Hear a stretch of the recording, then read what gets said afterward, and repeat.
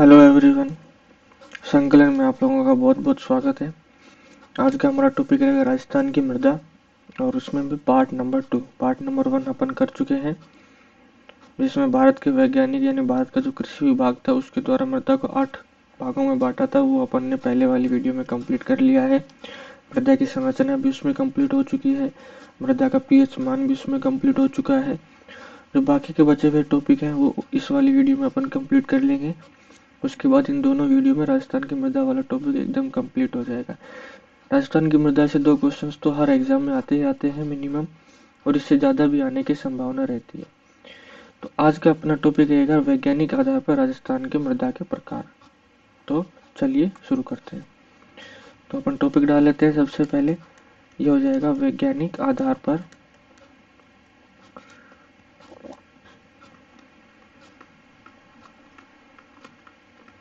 राजस्थान की मृदा के प्रकार। ये कितने कितने प्रकार होते हैं ये अपन ने सब पहले वाली वीडियो में पढ़ लिए थे। तो ये होते हैं 5 प्रकार। वैज्ञानिकों ने राजस्थान की मृदा को 5 भागों में बांटा है। कौन कौन से भागों में बांटा है वो अपन देख लेते हैं। सबसे पहले हो जाएगा एरिडोसोल। एरिडोसोल्स मृदा, ठीक है। दूसरा नंबर का हो जाएगा एंटीसोल मृदा। ये अपन मैप में पता करेंगे कौन सी मृदा कहाँ पे पाई जाती है, उससे आप लोगों को अच्छे से समझ में आ जाएगा। दूसरा प्रकार बांटा एंटीसोल। तीसरा बांटा इनसेप्टिसोल मृदा। इनसेप्टिसोल मृदा। चौथा हो जाएगा अल्फीसोल मृदा, और पांचवा हो जाएगा वर्टिसोल मृदा। ठीक है, ये सब हम इनको बारी बारी से पढ़ेंगे। अल्फीसोल मृदा, या फिर ये कौन कौन सी मृदा होती है वो बात कर लेते हैं।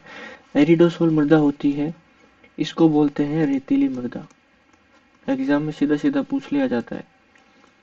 एरिडोसोल को बोलते हैं रेतीली मृदा। एंटीसोल मृदा होती है, इसको बोलते हैं भूरी रेतीली मृदा, यानी भूरी रेतीली मृदा, या फिर इसको बोलते हैं सिरोजम मृदा। ठीक है, इनकी विशेषताएं, इनके कण, इनका क्षेत्र, कहाँ कहाँ पाई जाती हैं, इनमें कौन कौन सी फसल होती है, ये सब हमने पहली वाली वीडियो में कंप्लीट कर लिया है। वो सब सेम ही रहेगा कि भाई रेतीली मृदा में कौन सी फसल होगी, वो तो हमेशा रहेगी ना। नाम बदलने से थोड़ी कुछ चेंज हो जाएगा, फसल तो वही उगेगी। तो ये सारी चीजें अपन ने पहले वाली वीडियो में कंप्लीट कर ली है, आप उसमें जाके देख लेना। ठीक है, तो ये हो जाएगी सिरोजम मृदा। इनसेप्टिसोल मृदा को बोलते हैं लाल या फिर पर्वतीय मृदा। लाल, या इसको बोलते हैं पर्वतीय मृदा। अल्फीसोल मृदा होती है, इसको बोलते हैं जलोढ़ मृदा। ये हो जाएगी जलोढ़ मृदा। और वर्टिसोल मृदा होती है, इसको बोला जाता है काली मृदा। ठीक है, ये अपने को याद रखना है। एक बार वापस से रिपीट कर लेते हैं कि जो एरिडोसोल मृदा होती है उसको बोलते हैं रेतीली मृदा। एरिडोसोल रेतीली मृदा। एंटीसोल, एंटीसोल को बोलते हैं भूरी रेतीली मृदा या सिरोजम मृदा। इनसेप्टिसोल को बोलते हैं लाल या पर्वतीय मृदा। अल्फीसोल को बोलते हैं जलोढ़ मृदा, और वर्टिसोल को बोलते हैं काली मृदा। अब एक बार मैप में भी अपन देख लेते हैं कि कौन कौन सी मृदा कहाँ पे पाई जाती है। तो सबसे पहले ये वाला तो होता है शुष्क प्रदेश। ये अपने राजस्थान के भौतिक प्रदेश में कंप्लीट किया था। ये होता है अर्ध शुष्क प्रदेश। एक बार फटाफट लिख लेते हैं। ये हो गया अर्ध शुष्क प्रदेश। ये अपनी अरावली पर्वतमाला, ये है अरावली पर्वतमाला। ये हो गया पूर्वी मैदानी प्रदेश। ये कौन सा भाग है? पूर्वी मैदानी प्रदेश। और जो ये वाला बच गया, ये बच गया अपना हाड़ौती का पठार। हाड़ौती पठार। अब अपन देख लेते हैं कि कौन कौन सी मृदा कहाँ कहाँ पे पाई जाती है। तो शुष्क प्रदेश में इसमें पाई जाती है, शुष्क प्रदेश में पाई जाती है एरिडोसोल मृदा। एरिडोसोल, एरिडोसोल का मतलब क्या होता है? रेतीली मृदा। ठीक है, एक बार वापस से रिवाइज हो जाएगा आपको। ये होता है रेतीली मृदा। जो यहाँ पे मृदा पाई जाती है इस जगह अर्ध शुष्क प्रदेश में, यहाँ पे पाई जाती है एंटीसोल मृदा। एंटीसोल, एंटीसोल का मतलब होता है भूरी रेतीली मृदा, यानी ये हो जाएगा भूरी रेतीली मृदा। अगर अपन अब बात करें कि पश्चिमी मरुस्थलीय प्रदेश के अंदर कौन कौन सी मृदा पाई जाती है, तो एरिडोसोल मृदा पाई जाती है और एंटीसोल मृदा पाई जाती है। ये वाली होती है 50 सेंटीमीटर समवर्षा रेखा, यानी 50 सेंटीमीटर समवर्षा रेखा के पश्चिम के अंदर एरिडोसोल और एंटीसोल प्रकार की मृदाएं पाई जाती हैं। ठीक है। अरावली पर्वतमाला के अंदर पाई जाती है इनसेप्टिसोल मृदा, यानी लाल मृदा। इनसेप्टिसोल, इनसेप्टिसोल मृदा, या इसको बोलते हैं लाल या फिर पर्वतीय मृदा। अब इंसेप्टिसोल मृदा की बात करें तो ये अरावली के दोनों तरफ पाई जाती है। भाई बीच में पहाड़ है, ये जैसे ये यहाँ पे पहाड़ है, तो ये मृदा कैसे बनेगी? इस पहाड़ के जो कण होते हैं छोटे छोटे टूट टूट के गिर जाते हैं नीचे, पत्थरों के जो आपस में टकरा टकरा के बारीक बारीक कण यहाँ पे फैल जाते हैं, तो ही बनती है ना इंसेप्टिसोल मृदा। तो ये जो लाल मृदा है ये अरावली के दोनों तरफ पाई जाती है। ठीक है, अपने को ये याद रखना है। पूर्वी मैदानी प्रदेश में पाई जाती है अल्फीसोल मृदा, यहाँ पे आ जाएगी अल्फीसोल मृदा। अल्फीसोल मृदा को क्या कहते हैं? जलोढ़ मृदा, क्योंकि ये जलोढ़ मृदा क्या होती है, जो नदियों के द्वारा लाई गई मिट्टी से बनती है, वो होती है जलोढ़ मृदा। तो ये यहाँ पे बहुत सारी नदियां बहती है। पूर्वी मैदानी प्रदेश में नदियां बहुत सी बहती हैं, कुछ अरावली पर्वतमाला से निकलती हैं, कुछ अपने मध्य प्रदेश से चंबल निकलती है, जो यहाँ से ऐसे होके हुए यमुना में आगे जाके मिल जाती है। ठीक है। हाड़ौती का पठार, हाड़ौती का पठार अपन बात करें तो यहाँ पे पाई जाती है काली मृदा, और काली मृदा को बोलते हैं वर्टिसोल मृदा। इसको बोला जाता है वर्टिसोल मृदा क्योंकि ये गोंडवाना लैंड का हिस्सा है। ठीक है, ये अपन ने यहाँ पे वैज्ञानिक आधार पे मृदा का वर्गीकरण पढ़ लिया है। ये चीजें आपको याद रखनी है। एक बार वापस से रिवाइज करवा देता हूँ क्योंकि ये बड़ी सी टफ चीज है। एरिडोसोल मृदा को बोलते हैं रेतीली मृदा, एंटीसोल मृदा को बोलते हैं भूरी रेतीली मृदा, जो इंसेप्टिसोल मृदा होती है, लाल मृदा होती है, वो पाई जाती है अरावली पर्वतमाला में। इंसेप्टिसोल यानी लाल मृदा को इंसेप्टिसोल बोलते हैं। पूर्वी मैदानी प्रदेश में जो जलोढ़ मृदा पाई जाती है उसको बोलते हैं अल्फीसोल मृदा। ठीक है। और जो हाड़ौती का पठार होता है वहां पे पाई जाती है काली मृदा, यानी वर्टिसोल मृदा बोलते हैं वैज्ञानिक आधार पर। ये आपके एग्जाम में सीधे सीधे पूछी जाती है कि वर्टिसोल मृदा कहाँ पाई जाती है।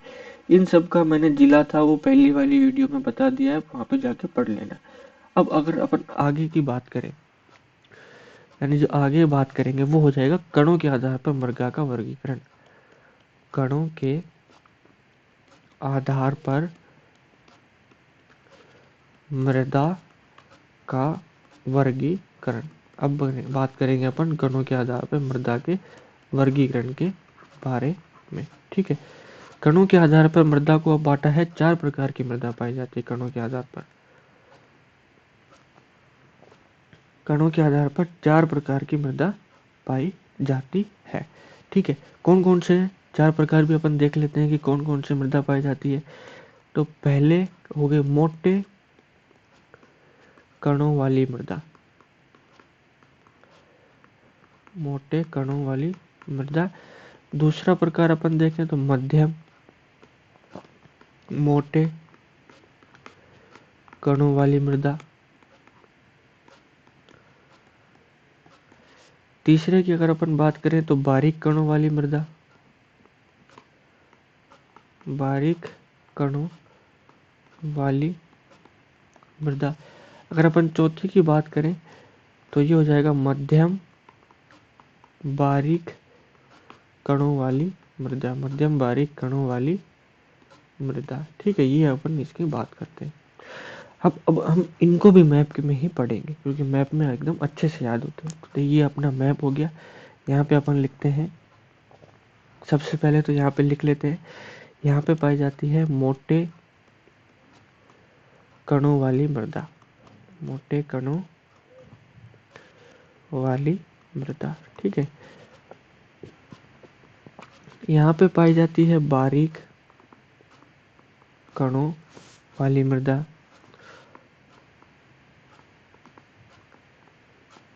ये हो गया मध्यम मोटे कणों वाली मृदा, मध्यम मोटे कणों वाली मृदा। ठीक है,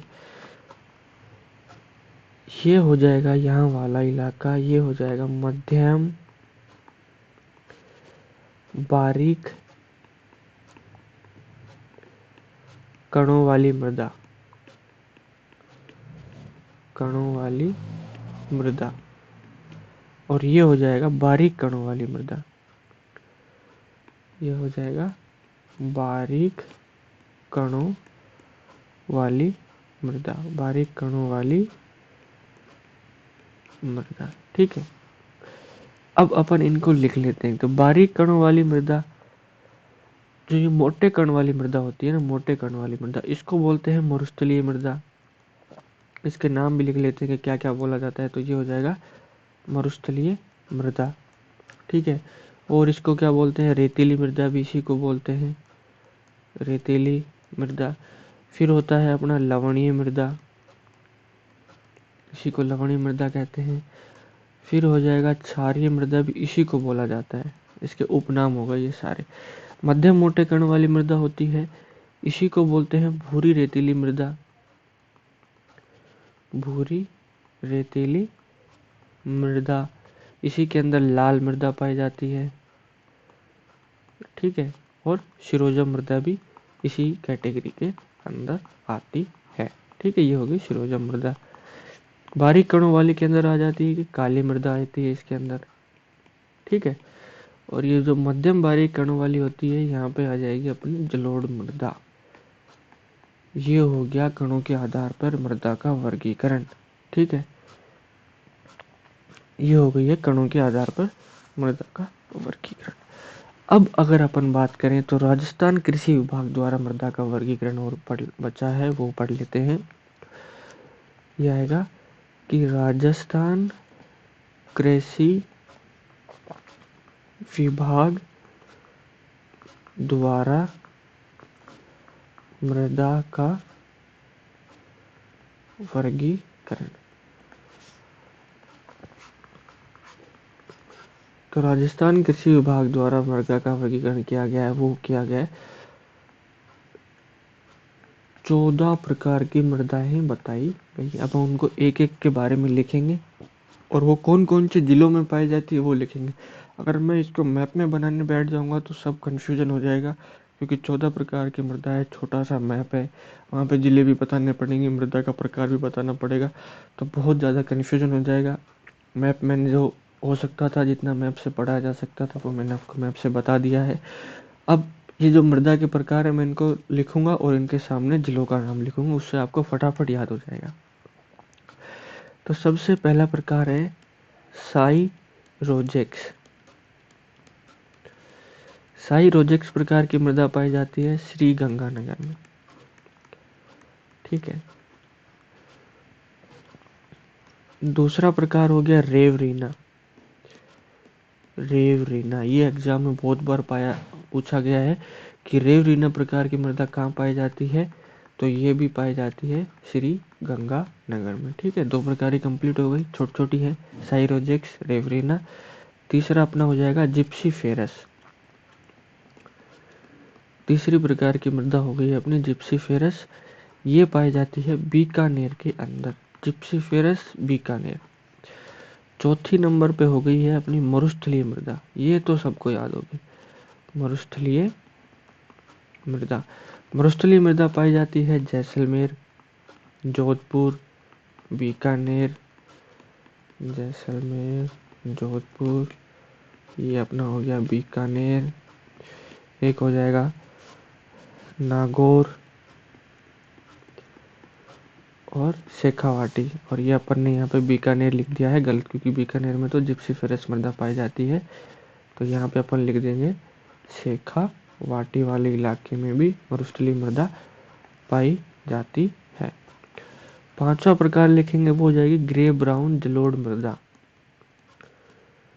ग्रे ब्राउन जलोढ़ मृदा, ये मृदा पाई जाती है जालोर में, यानी भूरी रेतीली मृदा बोलते हैं जालोर, सिरोही, पाली और अजमेर में। जालोर, सिरोही, पाली और अजमेर के अंदर ये वाली मृदा पाई जाती है।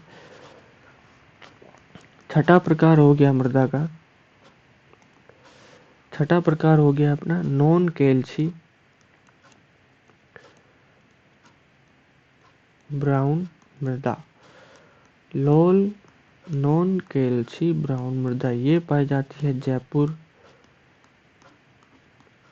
अलवर, अजमेर और नागौर के अंदर। अजमेर और नागौर के अंदर नॉन कैल्शी ब्राउन मृदा पाई जाती है। सातवीं मृदा की अगर अपन बात करें तो ये आ जाएगी नवीन जलोढ़ मृदा। नवीन जलोढ़ मृदा, नवीन जलोढ़ मृदा पाई जाती है अपने अलवर में, भरतपुर में, सवाई माधोपुर। ठीक है, ये यहाँ पे नवीन जलोढ़ मृदा पाई जाती है। ठीक है, अब अपन बात करते हैं 8वें नंबर का, ये हो जाएगा पीली भूरी मृदा। पीली भूरी मृदा, ये पीली भूरी मृदा पाई जाती है जयपुर, टोंक, भीलवाड़ा, चित्तौड़ और उदयपुर।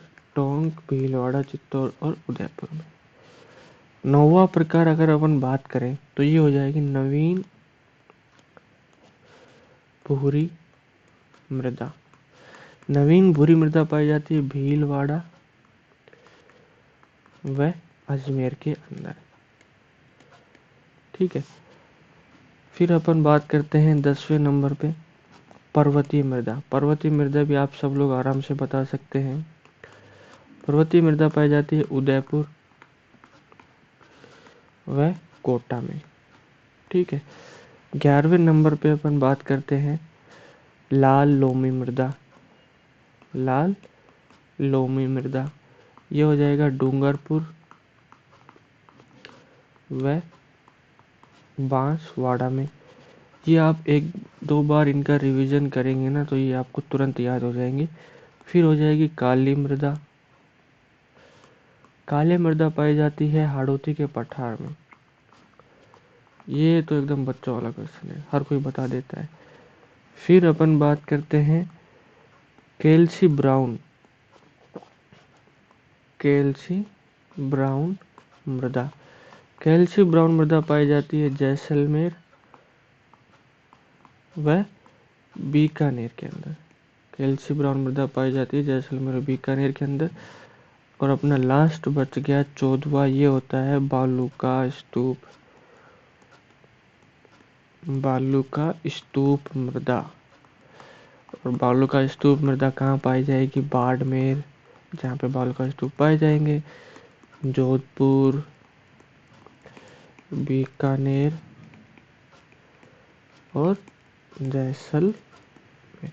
ये हमने मृदा का वर्गीकरण पढ़ लिया है। सभी प्रकार से मृदा का वर्गीकरण पढ़ लिया गया है। 3-4 प्रकार से था। वैज्ञानिक वर्गीकरण पढ़ लिया है, कणों के आधार पर पढ़ लिया है, राजस्थान कृषि विभाग के आधार पर पढ़ लिया है, भारत के कृषि विभाग के आधार पर पढ़ लिया है। अब अपन कुछ बेसिक बातों के बारे में पढ़ेंगे जो कभी कभी एग्जाम में पूछ ली जाती है। जैसे नोट डाल लेते हैं, सीधा नोट डाल के ही लिखेंगे। क्या लिखेंगे कि नवीन अनुसंधान, अनुसंधान का मतलब होता है नई खोज या नए प्रयोग के अनुसार, नई अनुसंधान के अनुसार पौधों में वृद्धि के लिए, पौधों में वृद्धि के लिए, वृद्धि के विकास या वृद्धि के लिए, वृद्धि के विकास हेतु 18 पोषक तत्वों की आवश्यकता होती है। पोषक तत्वों की आवश्यकता होती है। और ये पोषक तत्व कहाँ मिलते हैं? मृदा के अंदर मिलते हैं। तो इसलिए अपने को ये सब चीज़ें पढ़नी जरूरी है, होती है। और इन 18 पोषक तत्वों को 3 भागों में बांटा गया है, प्राथमिक, द्वितीयक और तृतीयक।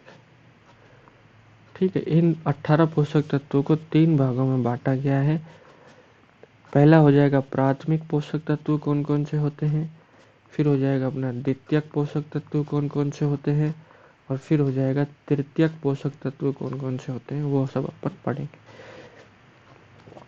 तो प्राथमिक के अंदर आता है पोटास, फिर आ जाएगा ऑक्सीजन, ये याद रखने हैं, एग्जाम में पूछे जाते हैं कि प्राथमिक पोषक तत्व कौन कौन से होते हैं। कार्बन डाइऑक्साइड यानी CO2, फिर हो जाएगा नाइट्रोजन N2, और फिर हो जाएगा फास्फोरस। ठीक है, ये अपने को याद रखने हैं कि ये होते हैं प्राथमिक पोषक तत्व। द्वितीयक में होते हैं, द्वितीयक में हो जाएगा कैल्शियम, ठीक है, फिर हो जाएगा मैग्नीशियम यानी Mg, और फिर हो जाएगा सल्फेट या फिर सल्फर बोलते हैं इसको, फिर हो जाएगा सल्फर। ठीक है, ये याद रखने हैं। और तृतीयक में बच गए शेष सभी तत्व, जो बाकी के फिर कितने भी बचे गए वो आते हैं तृतीयक में, शेष सभी तत्व, ये याद रखने हैं। देखो प्राथमिक,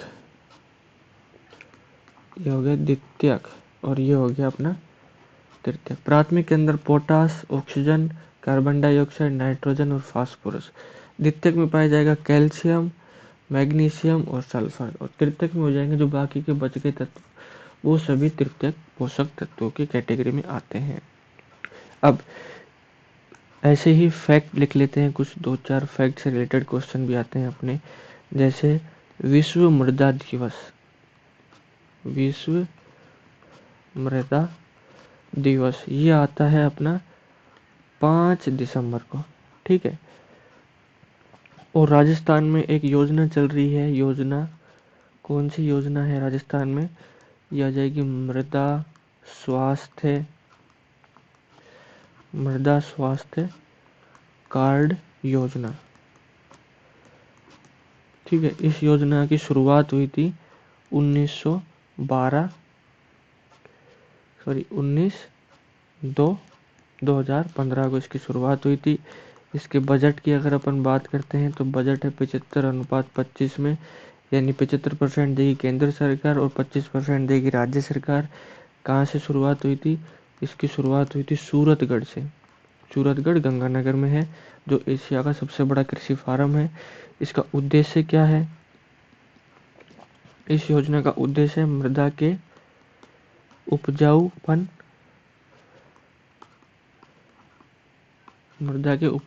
व अनुपजाऊपन की जांच करना, अनुपजाऊपन की जांच करना।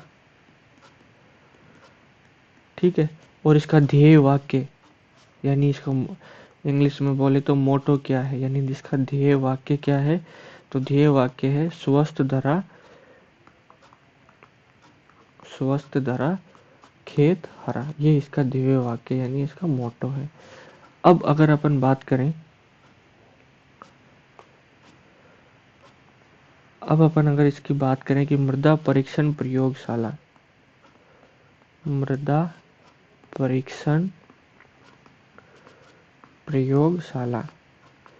इसकी शुरुआत हुई थी 1958। कहाँ से शुरुआत हुई थी, जोधपुर से, और केंद्र सरकार ने इसकी शुरुआत की थी, यानी यहाँ पे आ जाएगा केंद्र सरकार द्वारा इसकी शुरुआत हुई थी। ठीक है, ये अपने मृदा वाला टॉपिक एकदम कंप्लीट हो चुका है। इन 2 वीडियो में हमने मृदा के प्रकार पढ़ लिए हैं, कौन कौन से प्रकार होते हैं, कितने भागों में इनका वर्गीकरण हुआ है, कौन कौन से इलाकों में मृदा पाई जाती है, वैज्ञानिक नाम भी अपन ने पढ़ लिए हैं, कणों के आधार पर मृदा का वर्गीकरण पढ़ लिया है। तो यानी हम कह सकते हैं कि हमने मृदा को कंप्लीट एकदम से कर लिया है इन 2 वीडियो के माध्यम से। एग्जाम में आप पढ़ के जाना, आपको बहुत अच्छा फायदा होगा, चाहे आप ग्रेजुएशन की तैयारी कर रहे हो, राजस्थान में किसी भी कंपटीशन की तैयारी कर रहे हो, ये दोनों वीडियोज आपको हेल्प करेंगी बहुत ज़्यादा। ये अपने टेलीग्राम चैनल का लिंक है, यहाँ इसको सब्सक्राइब कर लेना, ज्वाइन कर लेना, चैनल को भी ज्वाइन कर लेना, वीडियोज़ को शेयर कर दो, और अगर वीडियोज़ अच्छी लग रही हैं तो उनको लाइक भी कर दो। ठीक है, तो आज के लिए अपन यहीं पे ख़त्म करते हैं, फिर मिलेंगे किसी नेक्स्ट टॉपिक के साथ। Thank you.